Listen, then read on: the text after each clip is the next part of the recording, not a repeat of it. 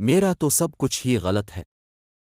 ایک head master کے بارے میں ایک واقعہ مشہور ہے۔ جب وہ کسی اسکول میں استاد تعینات تھے تو انہوں نے اپنی کلاس کا ٹیسٹ لیا۔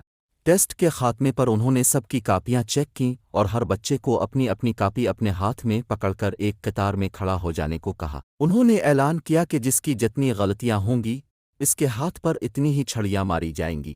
اگرچہ وہ نرم دل ہونے کے باعث بہت ہی آہستگی سے بچوں کو چھڑی کی سزا دیتے تھے تاکہ ایذا کی بجائے صرف نصیحت ہو، مگر سزا کا خوف اپنی جگہ تھا۔ تمام بچے کھڑے ہو گئے۔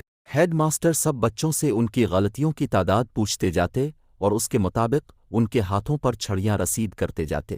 ایک بچہ بہت گھبرایا ہوا تھا۔ جب وہ اس کے قریب پہنچے اور اس سے غلطیوں کی بابت دریافت کیا تو خوف کے مارے اس کے ہاتھ سے کاپی گر گئی اور گھگیتی ہوئے بولا، جی مجھے معاف کر دی، میرا تو سب کچھ ہی غلط ہے۔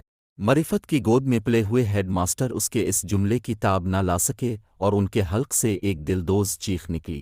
ہاتھ سے چھڑی پھینک کر زارو قطار رونے لگے اور بار بار یہ جملہ دہراتے، میرا تو سب کچھ ہی غلط ہے۔ روتے روتے ان کی ہچکی بندھ گئی۔ اس بچے کو ایک ہی بات کہتے، تم نے یہ کیا کہہ دیا ہے؟ یہ کیا کہہ دیا ہے میرے بچے؟ مجھے معاف کر دینا، میرا تو سب کچھ ہی غلط ہے۔